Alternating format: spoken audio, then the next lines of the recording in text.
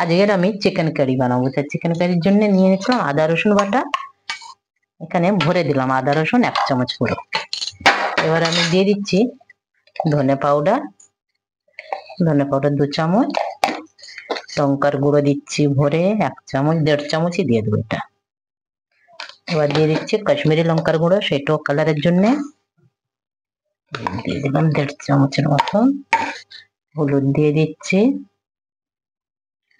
এবার দিয়ে দেবো নুন। আজকে আমি দই দিয়ে মাখবো নি, একটু দিয়ে দেবো এই পাতিলেবু অর্ধেকটা রস। সাথে এবার দেবো আমি গরম মশলা। এটা 3-4 ঘন্টা মেখে রেখে দেবো। একটু গরম মশলা পাউডার দিয়ে দিলাম। এবার হাত দিয়ে এটাকে খুব ভালো করে মেখে রেখে দিচ্ছি। মেখে রাখলে তো খুবই ভালো হয় বেশ কিছুক্ষণ।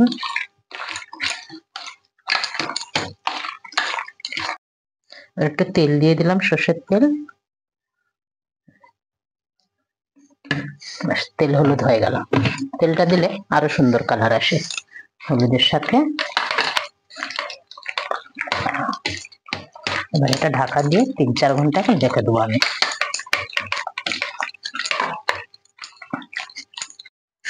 চিকেনটা তো মেখে রেখে দিয়েছি, 3 ঘন্টা হয়ে গেছে। এবার আমি কড়া বসিয়ে দিচ্ছি, কড়াই তেল দিচ্ছি, আর এবার আলুগুলো ভেজে নেবো।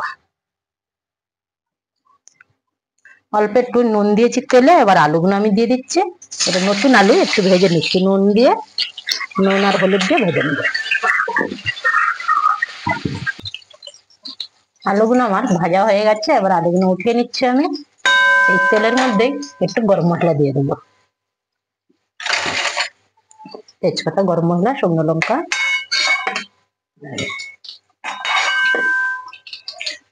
আলুগুলো হাফ সেদ্ধ হয়ে গেছে, ঢাকা দিয়ে ভাজলাম। 2টো তেজপাতা দিয়ে দিলাম, 1টা শুকনো লঙ্কা। এবার একটু এলাচ দিয়ে দিচ্ছি আর দারচিনি কয়েকটা, একটু গোটা জিরে 2 টুকরো দিয়ে দিলাম। এখানে 4টে দিয়ে দিচ্ছি এলাইচি।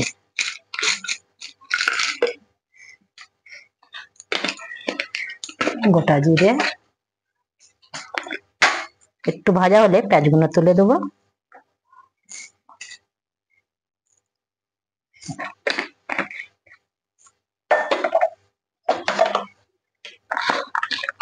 এখানে পেঁয়াজ কেটে রেখেছি, পেঁয়াজগুলো এবার দিয়ে দিলাম। এখানে ছোট পেঁয়াজ তো 7টা পেঁয়াজ কেটে নিয়েছি। এবার পেঁয়াজগুলো ভালো করে ভেজে নেবো একটু, 3-4 মিনিট পেঁয়াজটা ভেজে নিচ্ছে।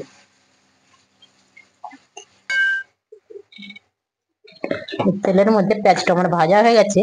এবার দিয়ে দিচ্ছি একটু ধনে পাউডার 1 চামচ, জিরে পাউডার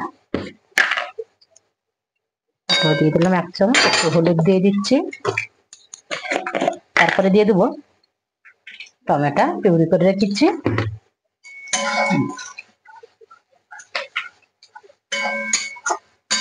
এবার এটা দিয়ে দিলাম টমেটো 4টে। এটা তাদের দই ব্যবহার করছি না, এই জন্য টমেটো বেশি করে একটু।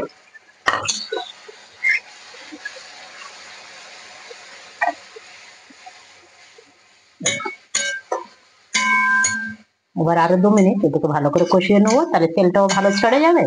তারপরে আমি চিকেনটা তুলে দেবো। এবার আমার টমেটো আর পেঁয়াজ খুব ভালো কষা হয়ে গেছে। এবার আমি চিকেন গুলো দিয়ে দিচ্ছি, তেলও ছেড়ে দিয়েছে।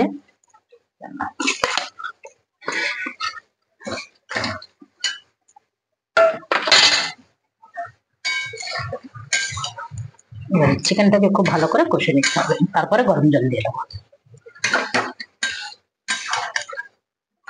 এটা এখন কষা হোক, 10 থেকে 15 মিনিট ভালো করে কষে নেবো।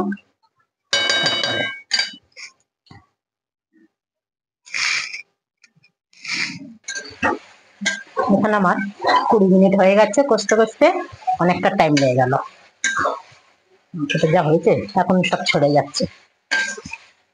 এবার আমি আলুটা দিয়ে দেবো।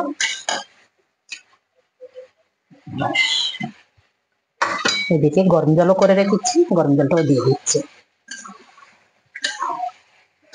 খুব সুন্দর একটা সেন্ট আসছে চিকেনের থেকে।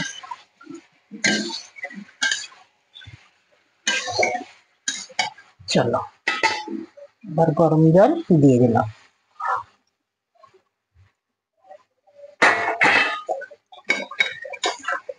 বেশিক্ষণ আর লাগবে না, 7-8 মিনিট ফোটালেই হয়ে যাবে, কারণ আলুটাও আমার সেদ্ধ হয়ে আছে, তেলে ভাজতে ভাজতেই সেদ্ধ হয়ে গেছে।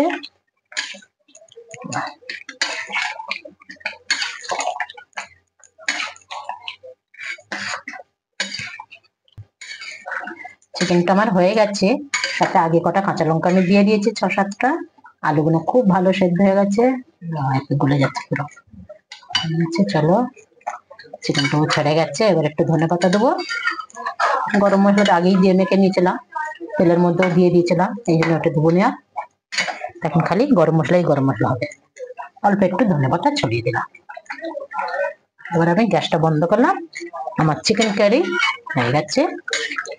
আজ দুপুরে আমাদের চিকেন চাপ ভাত।